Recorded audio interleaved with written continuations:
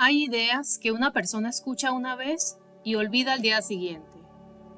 Y hay otras ideas que si realmente las entiendes te obligan a mirar tu vida de una forma completamente distinta. La enseñanza de Earl Nightingale pertenece a esa segunda clase, porque él no reveló un truco, no reveló una frase inspiracional más, no reveló una fórmula vacía para sentirte motivada unos minutos. Reveló algo mucho más incómodo y mucho más poderoso, que tu vida, en una medida profunda, empieza a tomar la forma de aquello que ocupa tu mente la mayor parte del tiempo. Y si eso es verdad, entonces la pregunta ya no es solo ¿qué deseas manifestar? La verdadera pregunta es ¿qué estás alimentando mentalmente todos los días cuando nadie te ve? Porque tal vez el problema no sea solo lo que has vivido. Tal vez el problema sea el pensamiento al que vuelves una y otra vez. La idea que repites, la historia que refuerzas, la imagen que sostienes, la expectativa silenciosa que se ha vuelto tan normal dentro de ti que ya ni siquiera la notas. Y quédate conmigo hasta el final, porque hay una parte de esta enseñanza que casi nadie explica bien. No basta con pensar bonito, no basta con desear algo con fuerza, y no basta con repetir frases elevadas si tu mente sigue obedeciendo una dirección vieja. Hoy vamos a entrar en el verdadero corazón de esta ley, y cuando lo entiendas, vas a mirar tus pensamientos con mucha más reverencia y también con mucha más responsabilidad. Hay algo que casi nadie observa con suficiente profundidad. No solo importa lo que piensas de vez en cuando, importa aquello a lo que tu mente vuelve una y otra vez. Porque una cosa es tener un deseo y otra muy distinta es tener una dirección mental.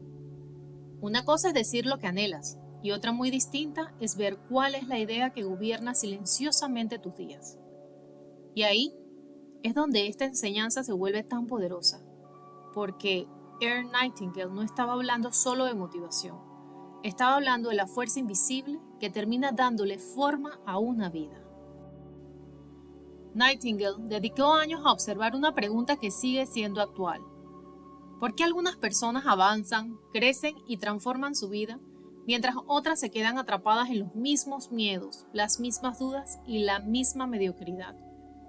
Y la respuesta a la que llegó fue tan simple que a muchas personas les parece demasiado básica, pero justamente ahí está su profundidad.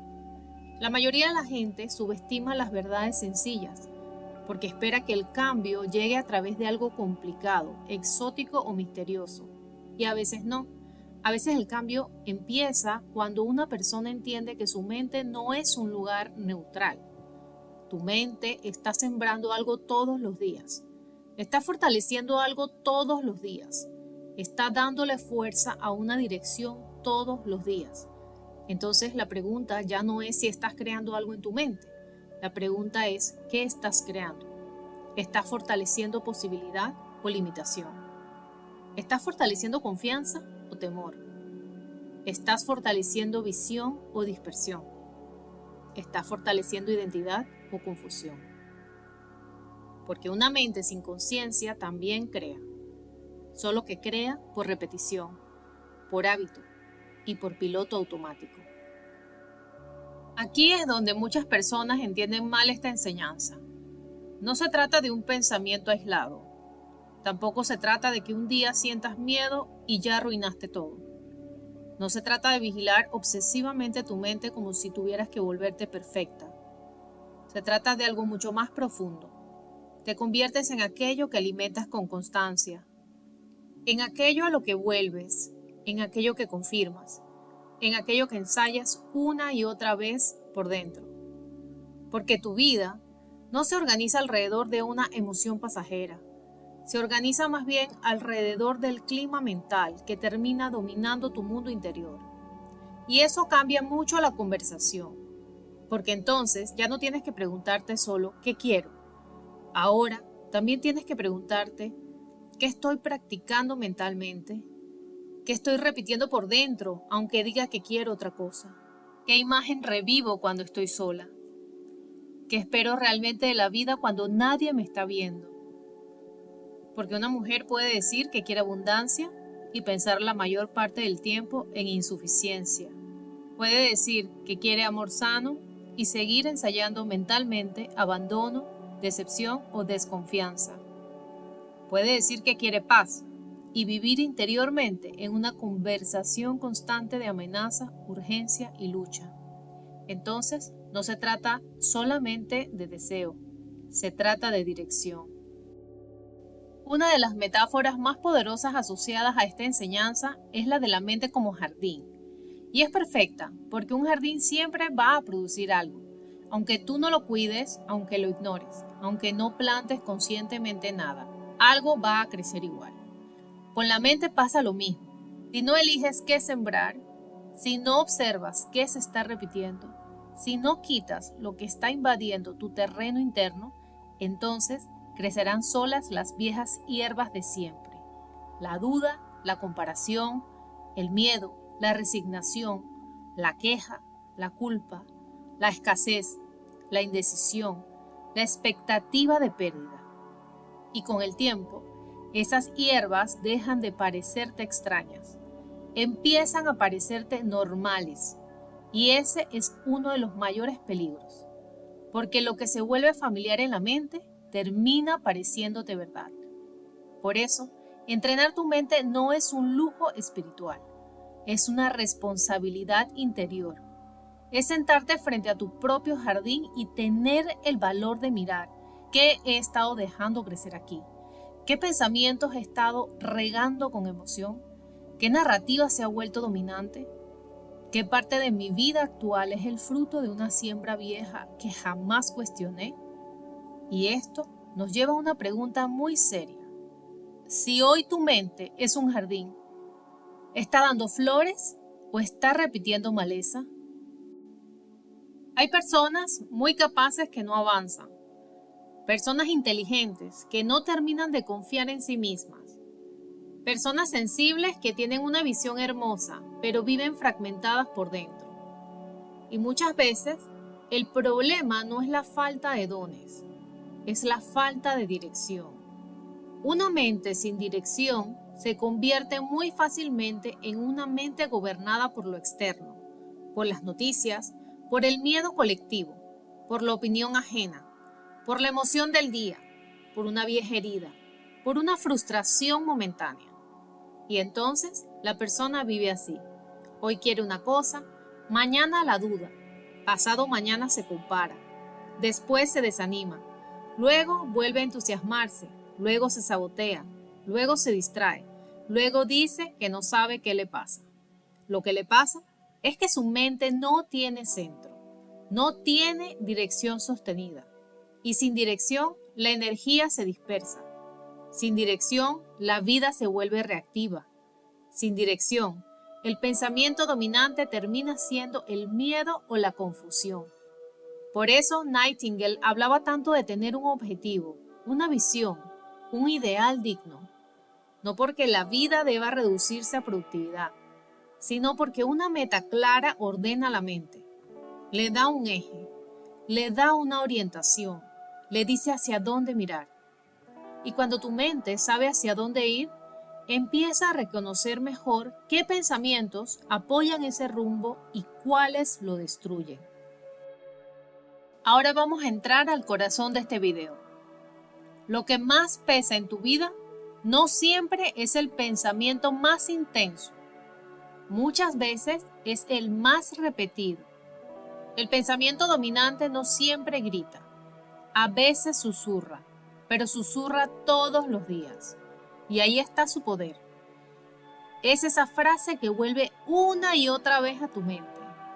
Frases como no soy suficiente, todo cuesta demasiado, siempre termino igual, lo bueno no me dura, no sé sostener, a mí me toca luchar, nadie me elige de verdad, seguro algo sale mal. Tal vez no las dices así de fuerte, tal vez ni siquiera las verbalizas completas, pero viven debajo de muchas decisiones, debajo de cómo te acercas al amor, debajo de cómo cobras, debajo de cómo te muestras, debajo de cuánto recibes, debajo de lo que toleras, debajo de lo que aceptas como normal, Y ese es el punto más delicado de todo.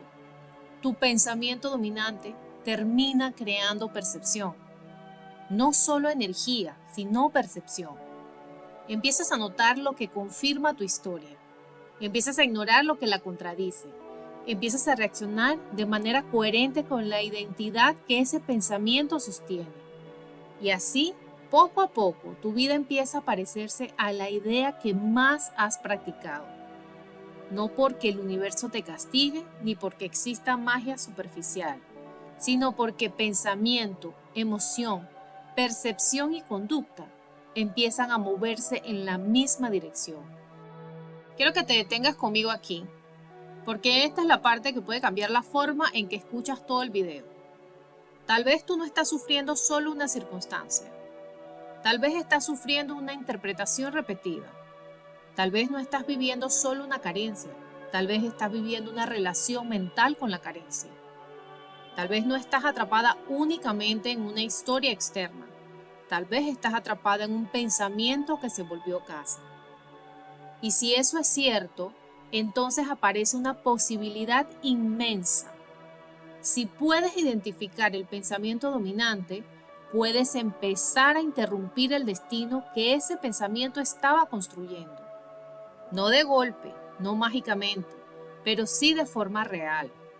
Ese es el primer gran portal de libertad, porque deja de parecer que todo depende del afuera y empieza a revelarse que hay un trabajo interno capaz de cambiar la dirección entera de una vida.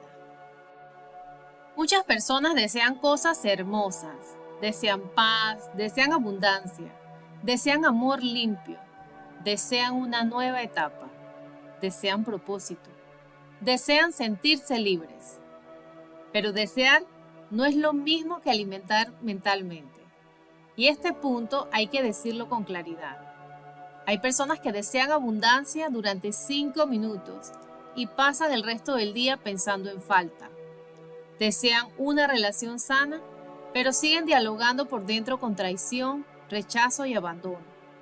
Desean expansión, pero se pasan horas ensayando razones por las que no pueden.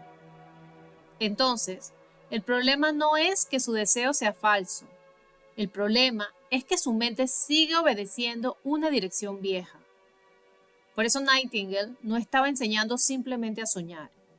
Estaba enseñando a sostener una dirección, a elegir un pensamiento rector, a dejar de regalar la mente al azar del miedo y de la costumbre, porque no basta con querer cambiar.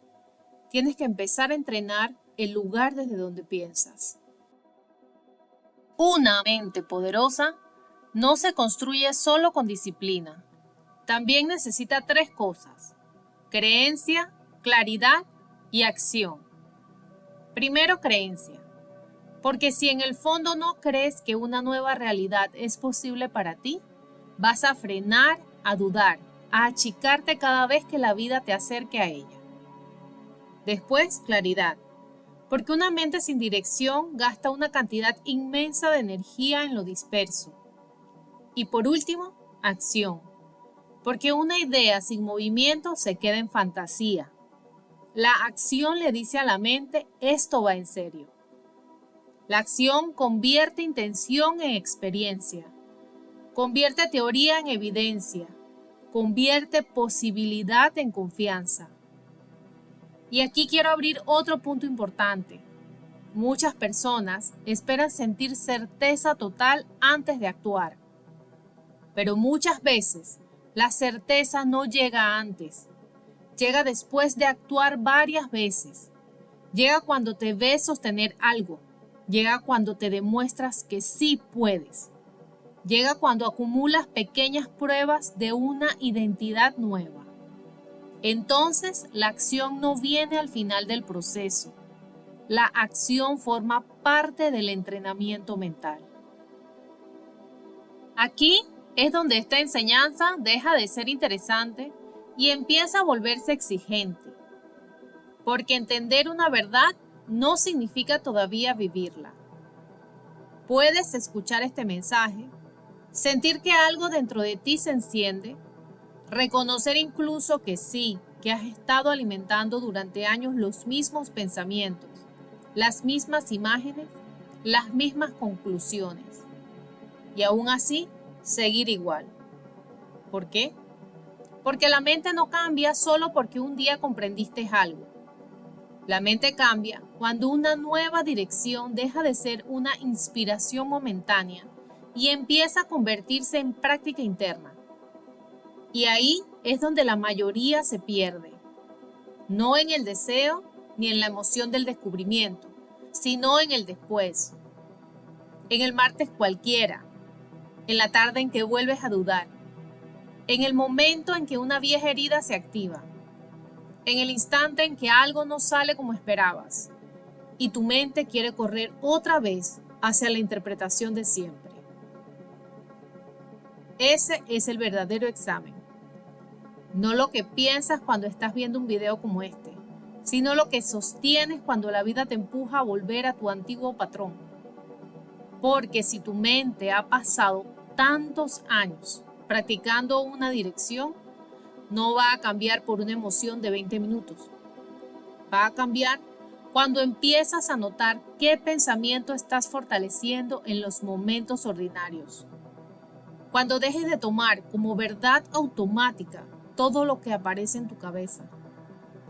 Cuando aprendas a interrumpir una narrativa antes de convertirla otra vez en identidad, emoción y destino. Eso es madurez mental. No controlar cada pensamiento, no volverte rígida, no vivir persiguiéndote por dentro, sino desarrollar la capacidad de no seguir alimentando por costumbre aquello que ya viste que te destruye. Porque llega un momento en el camino interior en que ya no basta con decir sí, entiendo. Llega un momento en que tienes que preguntarte, ¿qué estoy eligiendo repetir? ¿A qué idea le sigo dando hogar? ¿A qué interpretación sigo dándole autoridad? ¿Qué visión de mí misma sigo dejando sentarse en el centro de mi vida como si fuera la única posible? Y aquí está lo más importante. La mente no necesita perfección para cambiar. Necesita dirección sostenida. Necesita que alguien dentro de ti deje de rendirse tan rápido frente a lo viejo. Necesita que una parte de ti empiece a tomarse en serio el tipo de pensamiento que deja entrar, que repite, que honra y que convierte en hábito. Porque al final, tu pensamiento dominante no se construye en los grandes momentos, se construye en lo pequeño, en lo que toleras mentalmente, en lo que justificas, en lo que repites sin corregir, en lo que ensayas una y otra vez cuando nadie te está viendo. Y por eso esta parte de la enseñanza puede cambiarte la vida, porque te devuelve una responsabilidad real. No la responsabilidad de controlarlo todo, sino la de empezar, al fin, a cuidar el lugar desde donde tu vida se empieza a formar. El pensamiento dominante no siempre se nota en lo que una persona dice. Muchas veces se nota en cómo espera, en cómo interpreta, en cómo reacciona antes de que algo ocurra, en la velocidad con la que se desilusiona, en lo poco que puede recibir sin sentirse incómoda, en lo rápido que vuelve a empequeñecerse después de haberse sentido inspirada. A veces no hace falta que alguien diga en voz alta, yo no merezco. Se nota igual. Se nota en que minimiza lo que ofrece, en que pide disculpas por ocupar espacio, en que siente que cobrar bien es excesivo, en que se sabotea justo cuando algo empieza a abrirse. Y por eso, por ejemplo, en el plano económico, puede verse como mala suerte o como una simple dificultad para organizarse. Pero muchas veces es algo más profundo. Es una mente que todavía no se siente segura dentro de la expansión. Una mente que todavía asocia recibir con riesgo, culpa o inestabilidad. Y entonces, cuando por fin llega algo bueno, no sabe cómo quedarse ahí sin tensarse. Con el amor pasa algo parecido. No siempre se ve como alguien diciendo el amor duele. A veces se ve como una incapacidad para relajarse cuando todo va bien, como sospecha frente a la ternura, como necesidad de leer señales de peligro donde todavía no las hay, como impulso a cerrarse justo cuando empieza a sentirse vista de verdad. Y entonces, lo que parecía ser mala elección de parejas o una historia que se repite, muchas veces también es una mente que sigue más entrenada en la defensa que en la paz. Y hay otra área donde esto se vuelve clarísimo: la vocación, la expresión, el propósito.